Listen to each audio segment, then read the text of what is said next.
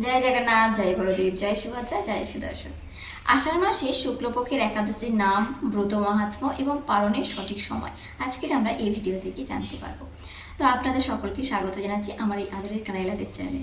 তো আসলে আমরা এই ব্রত মাহাত্ম্য সম্পর্কে জানি, কি বর্ণনা করা হয়েছে।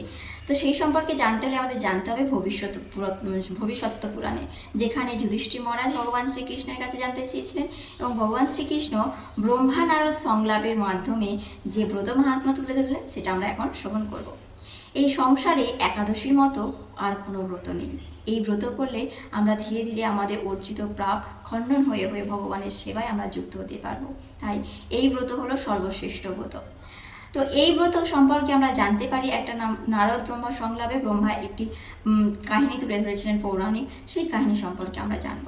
সেই কাহিনী হলো এক রাজা এবং তার প্রজাদের মধ্যে সম্পর্ক এবং তার প্রজাদের উদ্দেশ্যে এবং প্রজাদের ভালো থাকার উদ্দেশ্যে, প্রজাদের ভালো থাকে সেই জন্য তিনি এই ব্রত করেছিলেন। তো চলুন আসুন আমরা এই ছোট্ট মাহাত্ম্যটা জেনে নেব। রাজার নাম কী হল এবং তার প্রজাদের সম্পর্কে। মান্ধাতা নামে এক রাজা ছিলেন। তিনি তার প্রজাদেরকে নিজের পুত্র সমান পালন করতেন। প্রজাদের কষ্ট হয় এমন কোনো কাজ তিনি করতেন না। দীর্ঘদিন যাবৎ বেদ অধ্যয়ন, শাস্ত্রীয় আচার আচরণ কোনো কারণবশত বন্ধ হয়ে আসছিল, যার জন্য কি হয়েছিল, রাজ্যে দুর্ভিক্ষ নেমে এসেছিল। বৃষ্টি হচ্ছিল না। বৃষ্টি না হওয়ার কারণে প্রজারা চাষবাস করতে পারছিল না। অন্নের অভাব দেখা দিয়েছিল। তখন প্রজারা সকলে মিলে রাজার কাছে গিয়ে জানালো যে এই রাজ্যে দুর্ভিক্ষের কারণ কি। তখন রাজা ভাবতে লাগলো, সত্যি তো, আমি তো আমার নিজের কোনো দোষ দেখতে পাচ্ছি না, কারণ আমি যেখানে প্রজাদেরকে সন্তান তুল্য ভালোবাসি, তাদের সেবা করি, তাহলে আমার তো কোনো দোষ নেই, তাহলে কিসের জন্য এই দুর্ভিক্ষ নেমে আসছে, দীর্ঘদিন যাবৎ বৃষ্টি হচ্ছে না। তো সেই কারণ তিনি খুঁজতে বেরোতে তিনি জঙ্গলের মধ্যে প্রবেশ করলেন। সেই প্রবেশ করে তিনি এক মুনির সঙ্গে দেখা হলেন। তিনি জঙ্গলের মধ্যে ব্রহ্মারী পুত্র অঙ্গিরার সঙ্গে দেখা হলো। সেই মুনির কাছে গিয়ে তিনি দণ্ডবত প্রণাম করলেন এবং আনন্দিত হলেন। সেই মুনি অঙ্গিরা মুনিকে জিজ্ঞাসা করলেন যে কিভাবে আমি এই বিপদ থেকে উদ্ধার পাবো, আমার প্রজাদেরকে আমি রক্ষা করতে পারবো। তখন অঙ্গিরা মুনি তিনি ধ্যানস্থ হয়ে বললেন যে এটা সত্য যুগ চলছে, এই যুগে ব্রাহ্মণেরাই শুধু বেদ অধ্যয়ন করবেন, শাস্ত্রীয় অধ্যয়ন করবেন, জ্ঞান অধ্যয়ন করতে থাকবেন।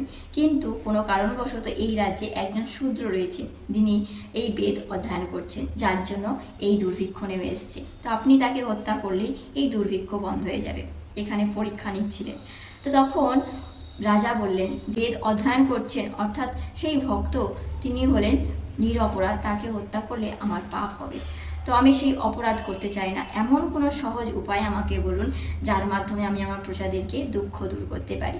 তখন এই মুনি অঙ্গিরা মুনি বললেন যে আষাঢ় মাসের শুক্লপক্ষের একাদশী শয়ন একাদশী, এই একাদশী পালন করলে তার সুফল হিসাবে আপনি পাবেন। নারায়ণ অর্থাৎ তিনি বিষ্ণু রূপে অর্থাৎ মেঘ রূপে চারিদিকে বর্ষণ করছে এবং সেই বিষ্ণুর যদি আরাধনা করা হয় তাহলে তিনি এই একাদশীর ব্রত পালন করলে তিনি সন্তুষ্ট হয়ে বৃষ্টি দান করবেন, যার জন্য অন্যের অভাব দূর হতে পারে। তো সেই জন্য সেই মুনির উদ্দেশ্যে তিনি মুনির কাছ থেকে পরামর্শ পেয়ে বাড়ি ফিরে এলেন এবং প্রজাদের সহকারে এই শয়ন একাদশীর ব্রত পালন করলেন। তার কিছুকাল পরেই বৃষ্টি হলো, অন্যের অভাব মিটে গেল। তো সেই জন্য এই একাদশী শয়ন একাদশী আরও বলা হচ্ছে যে ভগবান বিষ্ণু এই একাদশী তিথিতে শয়ন যান আর থাকেন শয়ন অবস্থায় 4 মাস পর্যন্ত। তারপর উত্থান একাদশীতে তিনি উঠে পড়েন। তো এই 4 মাস ব্যাপী তিনি শয়ন থাকেন। যদিও তিনি লীলা করছেন, শয়ন থাকেন না, তিনি এই ব্রহ্মাণ্ডের মালিক বা সর্বস্ব শক্তিমান তিনি রয়েছেন, সর্বশক্তি বলা হয় ওনাকে। তো ভগবান এটা লীলা করার জন্য শয়ন যাচ্ছেন এই 4 মাস, উত্থান একাদশীতে আবার তিনি উঠে পড়বেন। শয়ন একাদশী থেকেই কিন্তু চাতুর্মাস ব্রত শুরু হচ্ছে। এই চাতুর্মাস ব্রততে কি খেতে নেই বা কীভাবে আচরণ করতে হয় সেই সম্পর্কে আমরা নেক্সট ভিডিওতে আলোচনা করব। তো এই শয়ন একাদশীর দিনকে আমরা সকলে মিলে কী করব, ভগবানের নাম বেশি বেশি নাম করব, ভগবানের অধিক হরিনাম জপ করব, পাঠ কীর্তন, ভগবানের আরাধনা, আর যতটা সম্ভব হয় সাধুগুরু বৈষ্ণবের সান্নিধ্য পাওয়ার বা তাদের সেবা করার সুযোগ, ভগবানের সেবা, ভগবানকে অধিক পুষ্প, অধিক তুলসী চন্দন, মঞ্জরি ইত্যাদি দিয়ে আমরা ভগবানের সেবার মাধ্যমে আমরা যুক্ত থাকতে পারি। আর যদি আমরা ভগবানের সেবার মাধ্যমে যুক্ত থাকতে পারি তাহলে আমাদের জীবন ধীরে ধীরে ধীরে ধীরে সেবাময় হয়ে উঠবে ভগবানের। তো আসুন আমরা সকলে মিলে পরের দিনে যে পারণ রয়েছে 7ই জুলাই সোমবার সকাল 9:30টার মধ্যে আমরা পালন করে নেব। রাধে রাধে, নিতাই গৌর প্রেমানন্দে হরি বল।